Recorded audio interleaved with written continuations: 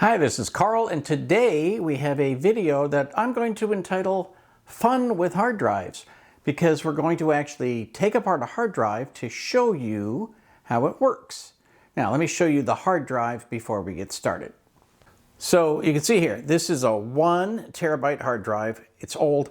It has the red line through it simply because I use backup hard drives only for a certain period of time, literally less than 1 year, and then I put them into long-term storage. So I've got a permanent backup on that hard drive, and then I take it out and I delete everything on the hard drive, and then I format everything on the hard drive, and then I take it apart and use it for other things. Now, some of you will say, well, a 1 terabyte hard drive is actually pretty useful for a lot of things.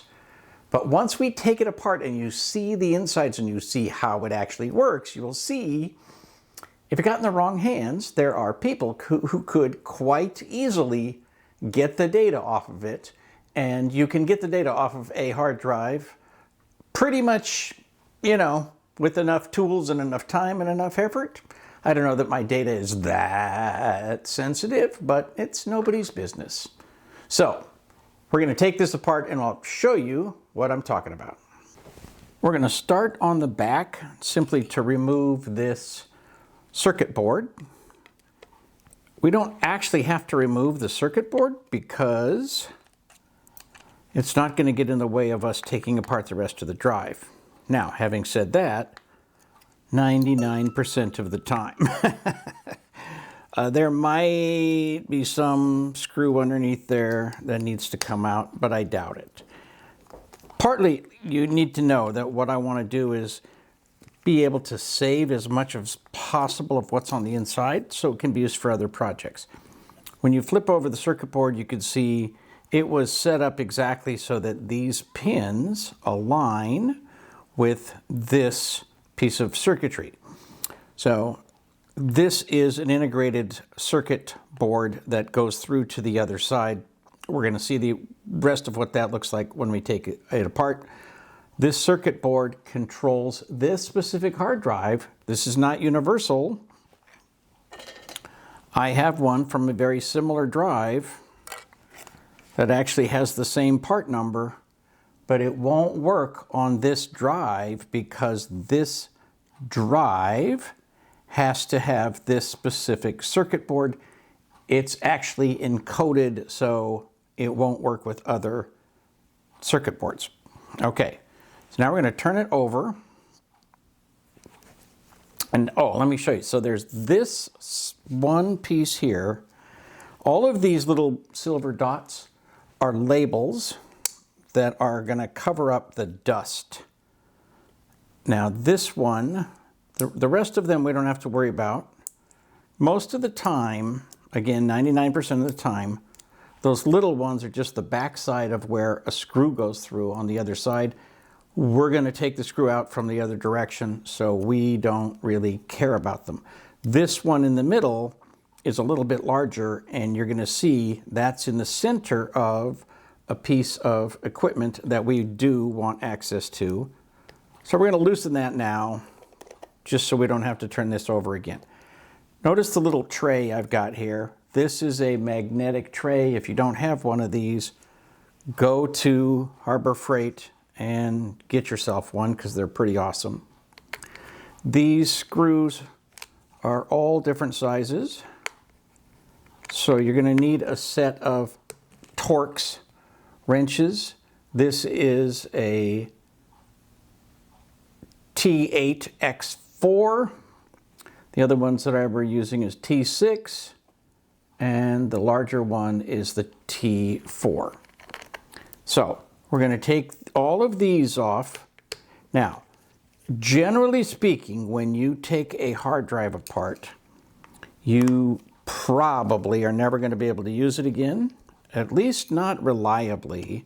If you think you're going to take it apart and fix something, you might be a master craftsman, or you might work for the FBI.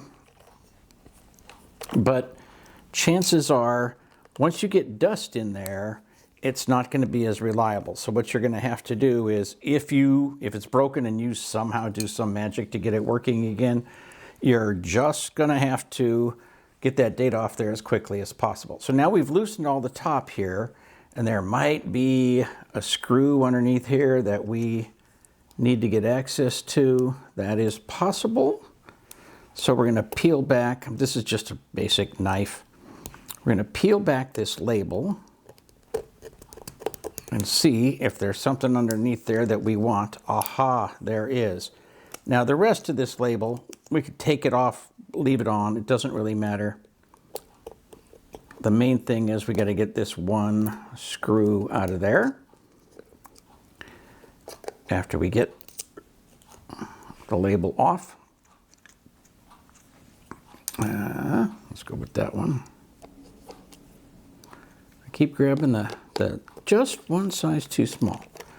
Okay, again, we're going to save the screws. That one we won't need again, but you'll see why.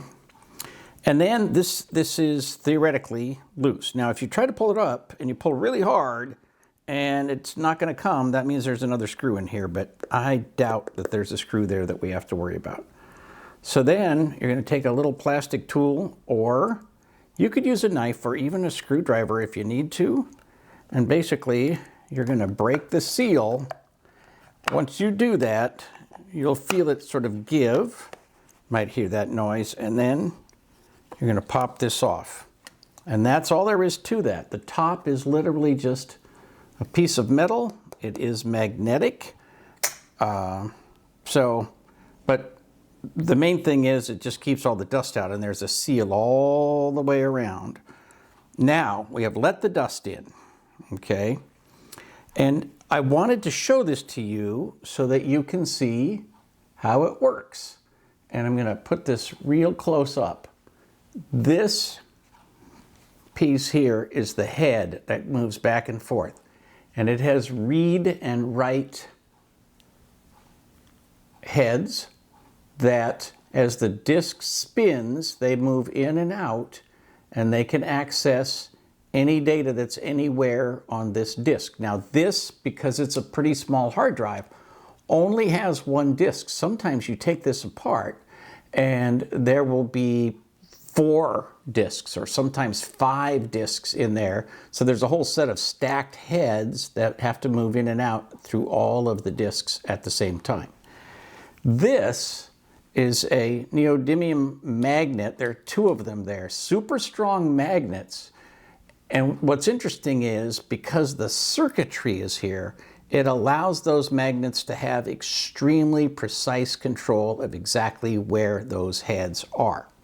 So we are not going to take it apart any further. In fact, what I'm going to do is put this top back on just long enough for me to put the circuit board back in place that we just took off, so that I can see if I can show you. We're going to try to see if we can plug it in and make it work, even though I've opened it. I'm not in a super dusty environment, but it's sort of now in a fairly unreliable state. But we're going to see what we can do.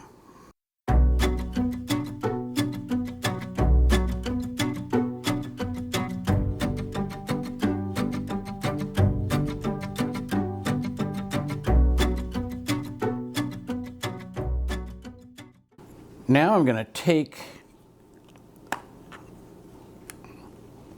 that off again, and I'm going to, this is just something to collect moisture, so we're going to put that aside. And now we're going to put this back in here.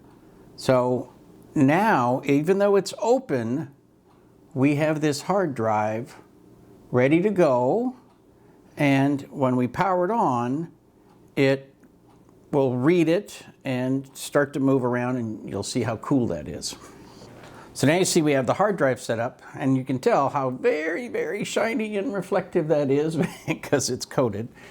And now I'm going to fire up the laptop, and then I'm going to turn on the power to this and see if it turns on and is recognized. Oh, oh no. It turned itself off. It may have something that told it that it's open. Because I opened it, I don't have something holding this down. Remember, there was a screw that held that in place. So I'm going to try to hold it in place and turn it on and see how much action we can see.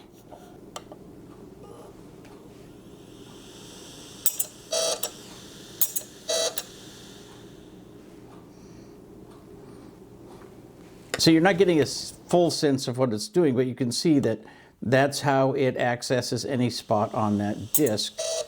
And this is spinning super fast. And we've basically removed the piece that keeps the heads in place. So we can try our best, but you know, it may not be very successful. Okay, now let's proceed to take the rest of it apart, which is just a matter of taking apart a whole bunch of screws. Now, luckily on this one, because there's only one drive, one flat disc, which is why this is a hard drive or a hard disc, is we can take out that one disc. If we take this little retainer, all this does is just hold it in place. So we're going to take that out. And if we can move the heads back enough, we can get that disc out of there. So let's see what we need to do to get that loose. First, we'll take off the magnet.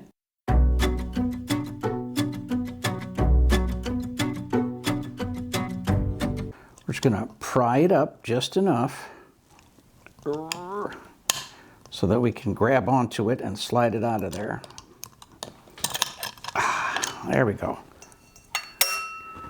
And you saw the head component came apart pretty easily. You see there where you can see,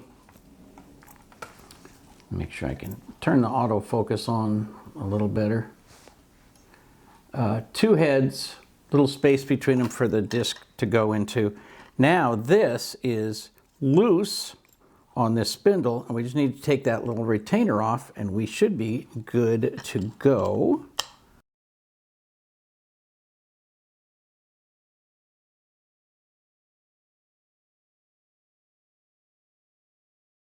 So this retainer doesn't even keep it perfectly centered, because that's what keeps it centered.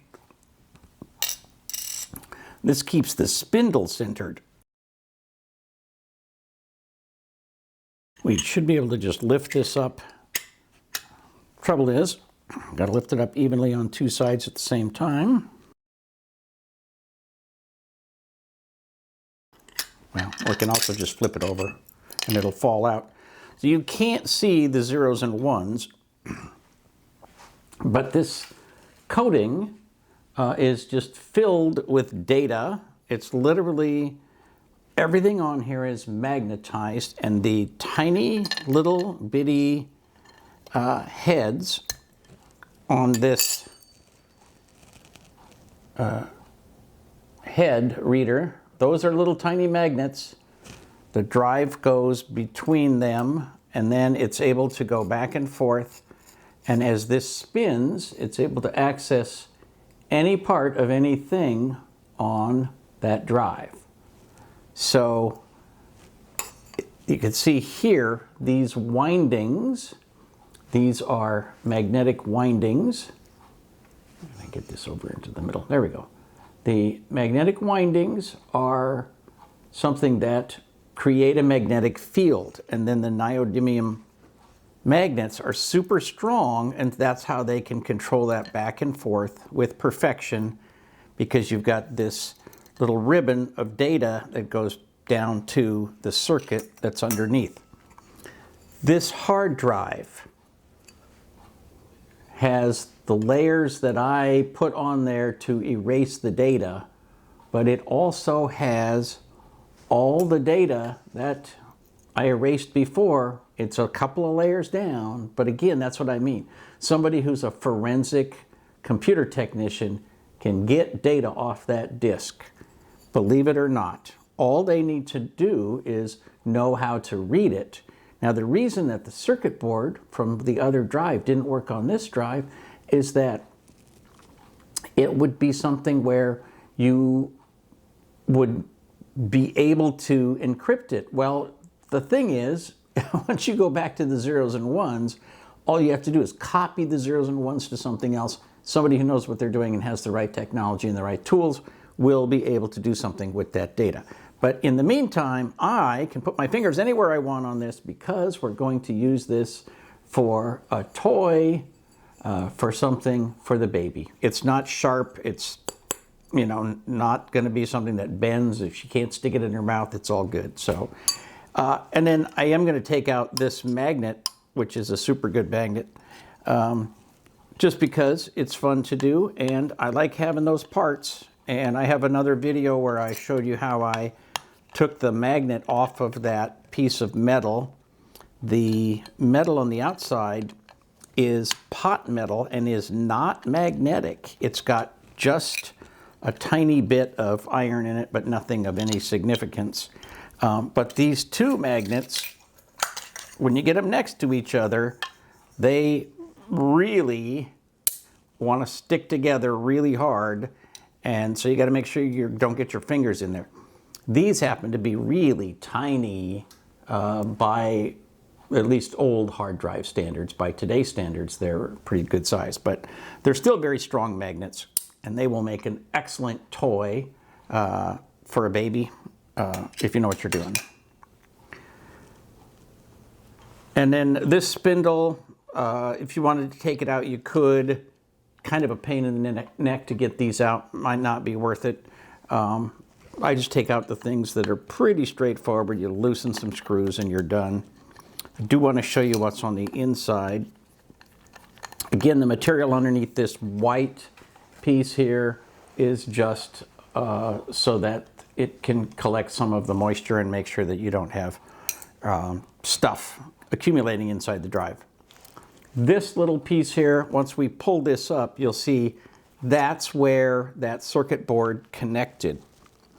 So when we had the circuit board and we laid it down, that's what it lined up with so that it could send the signals back and forth. This is, again, sealed around here, and it's sealed where this goes in touch with the case. But you can see here, it lines up with these lines with those lines.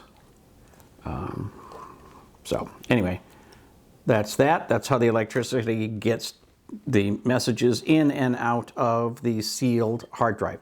Now I want to show you this on a somewhat grander scale. Okay, so first let me show you on a much, well, I'd say a miniature scale. This is a tiny little hard drive that was originally, it plugged into the side of a laptop. But you can see it is the exact same structure. There's a disk in the middle, there are heads and controllers, and a tiny little magnet that controls the heads as they go back and forth, reading and writing. But, you know, there's my finger, and there's the read-write heads that we took out of the other drive. So it's a different scale altogether. I got to put it at an angle so it doesn't reflect into the camera. But so you could see the difference in scale. Now, what's behind me? This is a hard drive from a DEC Alpha from the 1990s. It has 4 disks, each of which holds 1 megabyte of data. You can see down here, it's got the head system that goes back and forth. It's got a big magnet. If you took this thing apart, that magnet would snap onto a piece of metal so fast, you would be lucky not to have it break a finger. The magnets in here must be handled with extreme care. So this spins. Obviously, it's going to clearly not very useful today, but if you spin it, you can hear the vibration between the heads and the discs. So it's got those read-write discs between each of the four, read-write heads between each of the four discs here. And now I'm going to turn around just for fun to show you how this thing was driven. And obviously the top has been taken off of this, so we're going to look at the back side.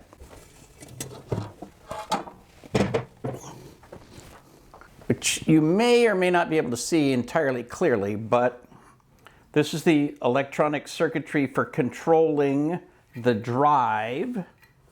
And you could probably tell this is a drive that there was a motor pressed against that with a piece of rubber. Literally, like a motor like that goes up against there, and that's what spins that. And see these little holes? These are drilled in there. These holes were drilled in there to balance the weight of this center drive. So it is a lot like what you would find on a car tire. This is just mostly a fan area, but I'll take a side view a little bit more. You can see where a rubber from a motor pressed up against that wheel to spin the discs.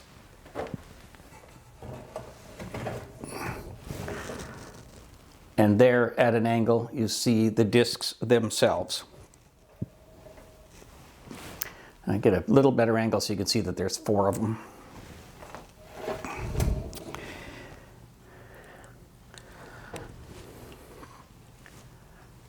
I do have to say, as a complete nerd, it's pretty fun to see the exact same technology literally getting smaller and smaller and smaller. This is the promise of technology, right?